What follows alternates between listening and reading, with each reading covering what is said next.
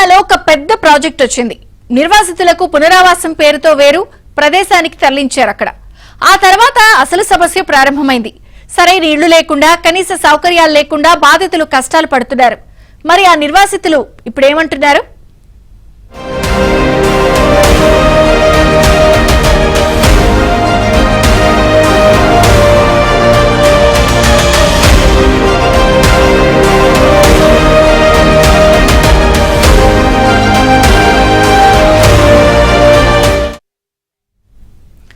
ప్రభుత్వాలు మారినా, పాలకులు మారినా తమ సమస్యలకు మాత్రం మోక్షం లభించడం లేదు అంటున్నారు మల్లన్న సాగర్ భూ నిర్వాసిత R&R కాలనీ వాసులు.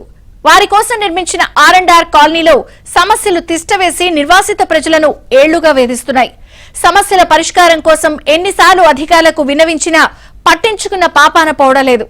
చివరికి ఎవరైనా మరణిస్తే అంత్యక్రియలకు సైతం చోటు లేని దుస్థితి వారిది. రోడ్ల పరిస్థితి మరింత దారుణం కాగా చినుకు పడితే చాలు కాలువలను తలపించే రోడ్లతో సతమతమవుతున్నారు. ముట్రాజుపల్లిలోని R&R కాలనీ సమస్యలపై ABN స్పాట్లైట్.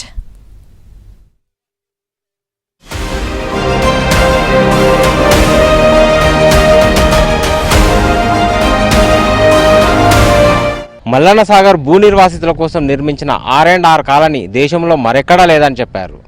ఇక్కడ అన్ని వసతులతో కూడిన నిర్మాణాలు చేపట్టామని చెప్పారు. ప్రభుత్వం అన్ని వసతులు, అన్ని ఫెసిలిటీస్ ఇక్కడ ప్రజలకు కల్పిస్తామని చెప్పారు. ప్రభుత్వం చెప్పిన మాటలు నిజమయ్యాయా? ఇక్కడ ప్రజలు సమస్యలు లేకుండా బ్రతుకుతున్నారా? ఇక్కడ ప్రజల జీవన విధానం ఏ విధంగా కొనసాగుతుంది? 5-6 ఏళ్లు గడిచినా కూడా ప్రజల జీవన పరిస్థితులు ఏమైనా మార్పు వచ్చిందా, లేదా ఇక్కడ ఉన్న వాళ్ళ పరిస్థితి అదే విధంగా ఉందా? ఒకసారి తెలుసుకునే ప్రయత్నం చేద్దాం, పదండి. సిద్దిపేట జిల్లా గజ్వేల్ పట్టణ శివార్లలోని ముట్రాజ్పల్లిలో మల్లన్న సాగర్ భూ నిర్వాసితుల కోసం R&R కాలనీని గత ప్రభుత్వం నిర్మించింది. ఎలాంటి సమస్య లేకుండా సకల హంగులతో కాలనీ నిర్మించిస్తామని గత ప్రభుత్వం హామీ ఇవ్వడం వల్లే తాము గ్రామాలు ఖాళీ చేసి అక్కడికి వచ్చామని బాధితులు చెబుతున్నారు. అక్కడికి వచ్చాక తమ సమస్యలను పట్టించుకునే నాదుడు కరువయ్యాడని కాలనీ వాసులు ఆవేదన వ్యక్తం చేస్తున్నారు. R&R కాలనీలో సమస్యలు ఎక్కడ వేసిన గొంగళి అక్కడే అన్నట్లుగా తయారయ్యాయి. సమస్యలను తీర్చాలంటూ భూ నిర్వాసితులంతా అధికారుల చుట్టూ తిరుగుతూనే ఉన్నారు. అయినప్పటికీ పరిష్కారం మాత్రం కనిపిస్తోంది. ఇక్కడ ఇల్లులు చూపించినారు.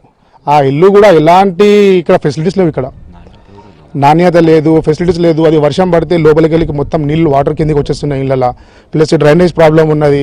ఆ మున్సిపల్ వాళ్ళు కూడా సరిగా వచ్చి చెత్త అవి ఇవి ఏం తీసుకోలేట్లేదు.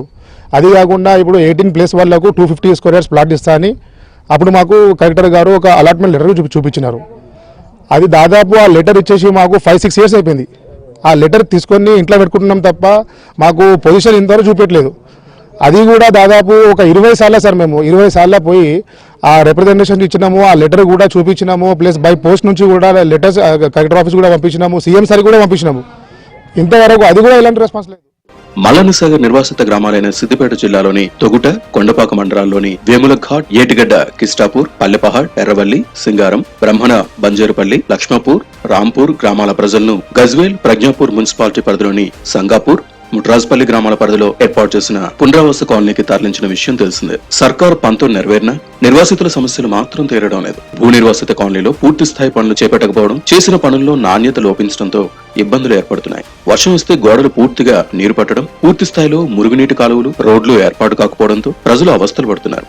ఇక శ్మశాన వాటికలు లేకపోవడంతో ప్రజలు తీవ్ర ఇబ్బందులకు గురవుతున్నారు.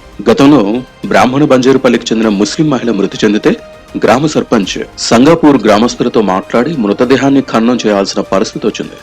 మొన్నటికి మొన్న మరో ముస్లిం మహిళ చనిపోవడంతో ఖననం చేయడానికి ఎవరూ ఒప్పుకోకపోవడంతో చివరకు మృతదేహంతో గజ్వేల్ RDO కార్యాలయం ఎదుట ఆందోళన చేయాల్సిన దుస్థితి దాపురించింది. ఇక గ్రామాల్లో సేకరించిన చెత్తను వేయడానికి డంపింగ్ యార్డ్ ఏర్పాటు చేయలేదు. ఇక ప్యాకేజీలు, పరిహారం విషయానికి వస్తే ఇప్పటికీ ఆ సమస్యను పూర్తి స్థాయిలో పరిష్కరించలేకపోయారు. ట్యాంకుల నిర్మాణం సాగుతూ ఉండగా గ్రామాల్లో ఇతరత్ర మౌలిక సదుపాయాల కల్పనకు ప్రభుత్వం శ్రద్ధ చూపడం లేదని గ్రామస్తులు బహిరంగంగానే ఆవేదన వ్యక్తం చేస్తున్నారు. కొండపాక మండల సింగారం విలేజ్, ఎర్రబల్లి విలేజ్ అనేది 2 ఊళ్ళు ఇక్కడ కలిపారు. ఆ విలేజ్లోకి వస్తా అని చెప్పి ఏం చేశారంటే వచ్చేటప్పుడు అన్ని ఇస్తామని చెప్పారు అప్పుడు అధికారులు.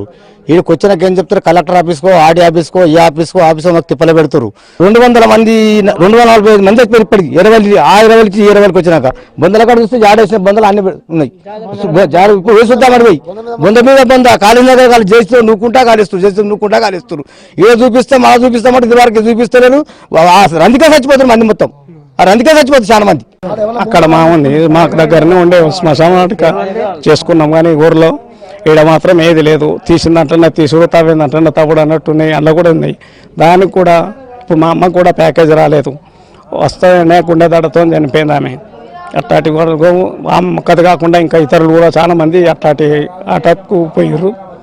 దానికి ప్రభుత్వం ఏదైనా చర్య తీసుకొని త్వరగా చేయమని కోరుతా ఉన్నాం. తమకు దేవాలయాలు, ప్రార్థనా మందిరాలు నిర్మించిస్తామని చెప్పిన నాటి అధికారులు, పాలకులు ఆ మాటే మర్చారని కాలనీవాసులు అంటున్నారు. ఇక R&R కాలనీలో రోడ్ల నిర్మాణం అధ్వానంగా మారడంతో చినుకు పడితే అక్కడి రోడ్లు కాలువలను తలపిస్తున్నాయని తీవ్ర ఆవేదన వ్యక్తం చేస్తున్నారు. మొన్నటి వర్షాకాలంలో తీవ్ర ఇబ్బందులు పడ్డామని అన్నారు. చర్చికి తాళం ఇచ్చారు కానీ మందిరం కడదామంటే డబ్బులు రాలేదు. ఇంకా మీరు కడితే డబ్బులు వస్తాయని అన్నారు సార్. మేము క్లాప్ మందం చేసుకున్నాము, గోడలకు పైసలు రాలేదు. ఇంకా చెక్ వస్తుంది అన్నారు, ఇస్తలేరు. ఇంకా ఇప్పుడు 2-3 ఏళ్ళ కోళ్ళు ఇళ్ళనే మందిరం జరిపించుకుంటున్నాము. ఇప్పుడు 4-5 నెలల కోళ్ళే ఉన్న సీట్కే పెట్టుకొని అక్కడ చేసుకుంటున్నాము.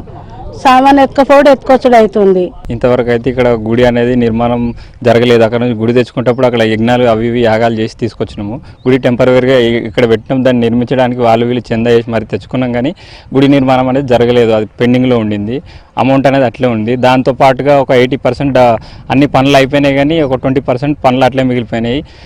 ఫ్లాట్స్ అయితేనేంది, ప్యాకేజీలు అయితేనేంది, ముసలిలో ఇప్పటిదాకా మనం మాట్లాడుకున్నాం. అక్కడికి వెళ్ళిన తర్వాత వాళ్ళ ఒంటరి మహిళలు అవన్నీ అట్లనే బ్యాలెన్స్గా పెట్టి అట్లనే ఉన్నది. అధికారులు మారుతున్నాయి, కానీ మా వ్యవస్థ అనేది ఇట్లనే ఉండిపోతుంది ఎప్పటికప్పుడు. మౌలిక వసతులు అనేటివి లేవు.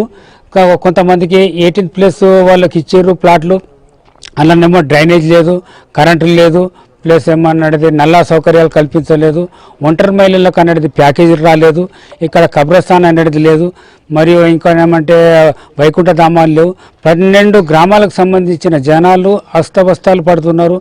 మొన్ననేమో 3 రోజుల క్రితం మా ఒక ముస్లిం అమ్మాయి చనిపోతే కబ్రస్థానం లేక మేము అనేది గజ్వేల్ పరిధిలో వెళ్ళి గజ్వేల్లో సమస్యలను చెప్తే వాళ్ళు మా దగ్గర వద్దు, మీకు మీ విలేజ్కు సంబంధించింది ప్రభుత్వం వారు మీకు ఇవ్వాలి, మీరు అక్కడనే చూసుకోవాలి తప్ప మా దగ్గరకు వస్తే 1, 2, 3, 4 ఇట్లే మీరు కంటిన్యూ అవుతుంటారు, మీరు ఇక్కడ వద్దు అనేది వాళ్ళు రానివ్వడం లేదు. గుడికి గుడి, బడికి బడి, ఇంటికి ఇల్లు నిర్మించిస్తామని చెప్పిన గత పాలకులు, అధికారులు అవసరం తీరాక తమను నట్టేట ముంచారని కాలనీవాసులు బావురుమంటున్నారు.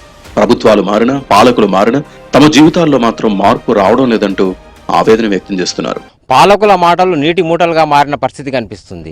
మల్లన్న సాగర్ భూ నిర్వాసితులకు సంబంధించి ప్రభుత్వం చేస్తానన్న ఏ ఒక్క పని కూడా R&R కాలనీలో చేపట్టకపోవడంతో ఇక్కడ ప్రజల పరిస్థితి నానా దుర్భరంగా మారిందని చెప్పొచ్చు.